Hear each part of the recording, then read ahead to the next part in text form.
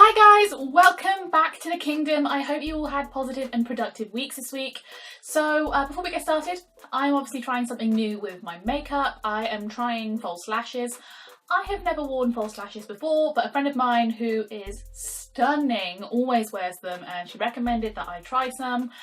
Let me know what you think. They kind of feel really weird on, like I'm wearing like massive wings every time I blink, but I don't know. I think they're kind of cute. Anyway, let me know what you think, whether I look stupid or whether I should keep trying more false lashes.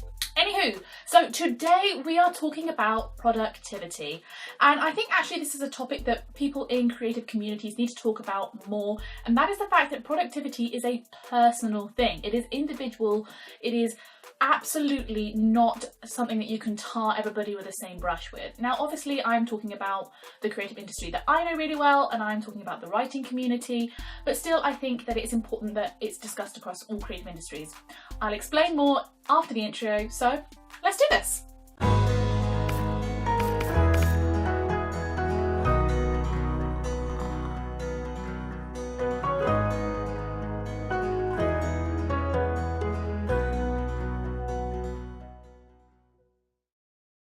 So right now you might be saying, Hannah, what on earth are you talking about? How can productivity be a personal thing? Surely productivity is just having a list of things or a group of things that you want to do and getting them done.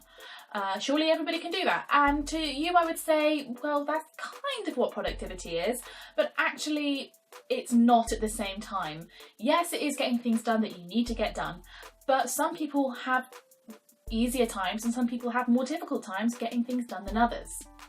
And in that way, that is where productivity being personal comes into play. I think that one of the most toxic things that writers can do is compare themselves to other writers. I think it's toxic, I think it's unhelpful, and I really think it puts a dampen on people's mood. One of the things, my biggest pet peeve is when non-writing people ask me, so when are you going to turn into J.K. Rowling? And of course, you know, you laugh it off and you smile and you do the polite thing, but actually it really annoys me because you're comparing me to something that's already been done. Now don't get me wrong, I think J.K. Rowling is amazing. I love what she's written, I love most of her books. You know, I think she's an incredible character, an incredible person, an incredible writer, definitely a role model to have. However, constantly comparing me to her and asking when specifically I'm going to turn into her, I think is actually really unhelpful. She wrote about things that are very different to the things that I've written about. She worked through different challenges than the challenges that I'm working through.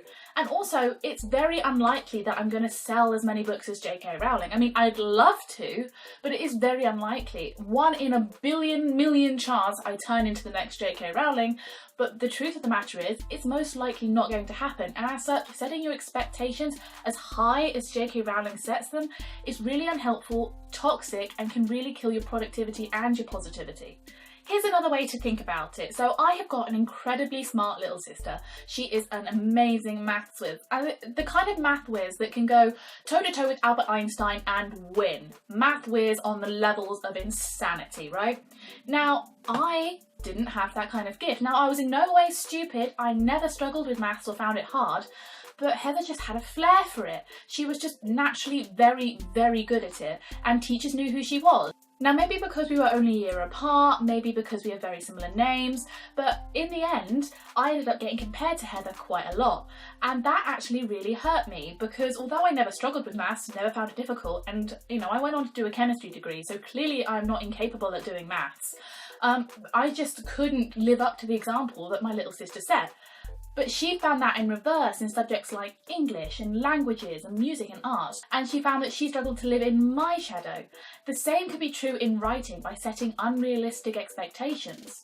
If you compare yourself to somebody else, there is a very strong chance that you're just not going to measure up.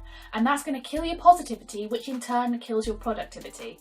And I always say that positivity and productivity are two things that come together, because when you do something productive, you feel positive, which fuels you to do more productive things. So when you start to feel like one or the other is taking a hit, both start to plummet, and that's really, really bad. Just because the author or the writer that you're trying to compare yourself to, I don't know, maybe they sold 1,000 books last month, or every month last year they published a book, 12 books in a year, that's insane. Just because you're not doing that doesn't mean that you're not measuring up, that you're not a successful writer in your own right, that you're not being a productive writer in your own right. But making those comparisons, it makes it more likely in your head that you're going to feel like a failure when that's not true. So let's take the example that you're comparing yourself to an author who published 12 books in a year, one a month, every month last year, and you're thinking, oh my goodness, they wrote so much, that's incredible. But the reason that you shouldn't make that kind of comparison between yourself and someone else is because your circumstances are likely wildly different. If someone is publishing a book that frequently, most of the time they're probably doing it as a full-time occupation, whereas you might have a full-time career elsewhere, and as such the amount of time you can dedicate to writing is severely diminished. They might have help. They probably have a full-time editor or a team of people that they work with, a team of freelancers or people that they employ. Either way, if you're publishing a book every single month for an entire year, you almost certainly have a team of people around you that are helping you and making sure that you stick to your deadline. On top of that, then they're probably self-publishing, because I don't know a publishing company on the planet that would agree to do a plan like this. Just because the amount of money that you would have to pour into a single author, it's not necessarily a profitable enterprise. It's more likely that they'll be like, oh great, you've got 12 books, well let's really work on them and stagger them over the next 6 years. So I think that, if you are comparing yourself to an author that you want to be like, it's important to remember that your circumstances are different, and as such, just because you're not writing as much as they are, doesn't necessarily mean that you're not being productive yourself. It's also important to remember that the people that you're comparing yourself to might have different end goals. Are you comparing yourself to a self-published writer when you want to be traditionally published? Are you comparing yourself to a teen writer when actually you're writing horror or thriller? So it's all about making sure that you're making the right kind of comparisons if that's what you want to do. If you want to feel and be productive, focus on yourself. Don't make these unhelpful comparisons. Don't start setting yourself measures and targets that are just completely unrealistic.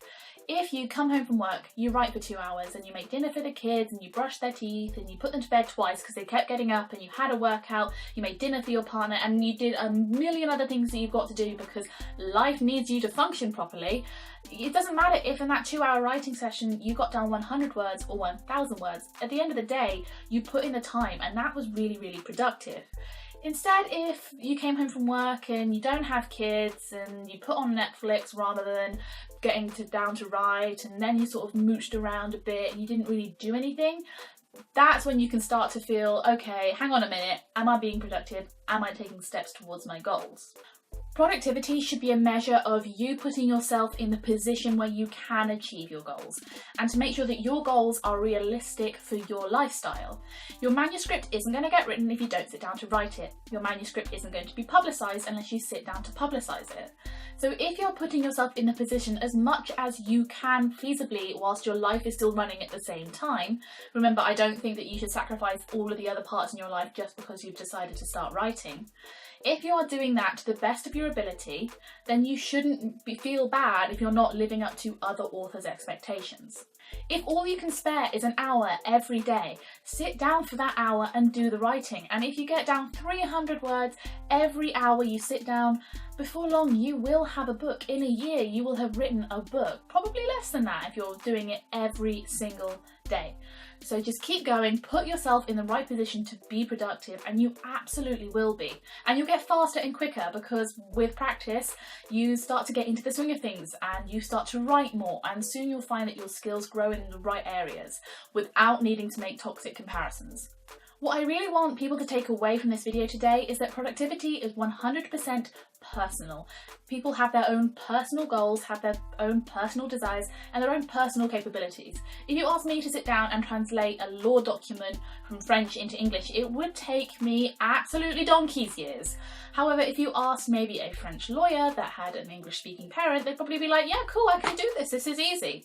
So you have different skills and different talents to the people that you're comparing yourselves to, and that's not going to help you feel good about yourself. We all have different skills and gifts, and it's time to dance to the beat of your own drum, or, write if that's more your thing. Anywho, I hope you guys have enjoyed this video this week. If you have, please give it a big thumbs up and subscribe to my YouTube channel. And if you have any questions, just leave them in the comment section below or hit me up on any of my social media platforms. And don't forget to check out my website where you can see more bloggy things, more things about my books.